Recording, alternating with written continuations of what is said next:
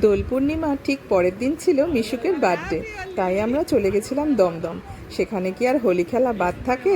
তাই দুই ভাইয়ে মিলে উঠে পড়ে লেগেছে হোলি খেলবো বলে। দোলের দিন আবির খেলা হয়নি, সেটা পুষিয়ে নিতে হবে না? যাই হোক, যে উদ্দেশ্যে আসা, হ্যাঁ, জন্মদিন সেলিব্রেট করতে, কেক কাটা, খাওয়া দাওয়া, আশীর্বাদ সব পর্ব চলছে। এই কেকটা আমি ওর জন্য নিয়ে গেছিলাম, ক্যালেন্ডার কেক, এটা ওর খুবই পছন্দ। আর এই যে ওর পাশে বসে রয়েছে, ওরই ফ্ল্যাটে থাকে, ওর একটু থেকে বয়সে বড় দাদা, আর অনিস দাদা তো আছেই পাশে।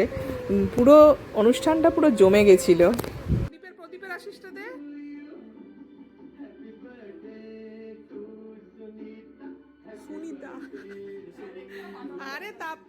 ওর মায়ের আশীর্বাদের পরে ওর বাবা আশীর্বাদ করলো, একে একে আমরা সবাই ওকে আশীর্বাদ করলাম ওর জন্মদিনটা খুব শুভ খাওয়ার জন্য, ওর জীবনটা আগামী পথটা যেন শুভ হয়, খুব ভালোভাবেও কাটাতে পারে।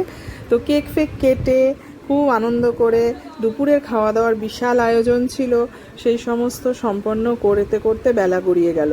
তো তারপরে আমরা বেরিয়ে গেলাম দক্ষিণেশ্বরের উদ্দেশ্যে। হ্যাঁ, তুলির খুব ইচ্ছা ছিল যে ও দক্ষিণেশ্বরে গিয়ে একটু পুজো দেবে, তাই আমরা চলে এলাম দক্ষিণেশ্বরে পুজো দিতে। কিন্তু এত ভিড়, সেদিন ছিল শনিবার দিন, আর প্রচণ্ড ভিড় ছিল।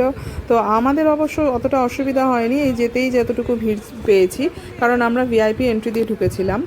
তো সেই জন্য আমাদের মন্দিরে পুজো দিতেও খুব একটা অসুবিধা হয়নি, এবং ঠিক সন্ধে আরতির আগটাতে আমরা ঢুকেছিলাম।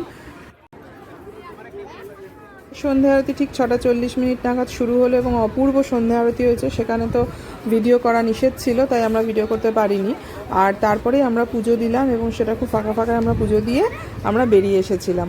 এবং ভেতরে প্রচণ্ড ভিড় ছিল, আর সন্ধেবেলা পরিবেশটা অপূর্ব লাগছিল, মানে খুব ভালো লাগছিল। আর এই দুইজন এই খুনসুটিগুলো না করলেই চলে, এই খুনসুটিগুলো না করলে তো দিনটা শেষই হলো না ভালো করে। তা ওদের এনজয়মেন্ট খুব ভালো হয়েছে, আমাদের দিনটাও খুব ভালো কেটেছে।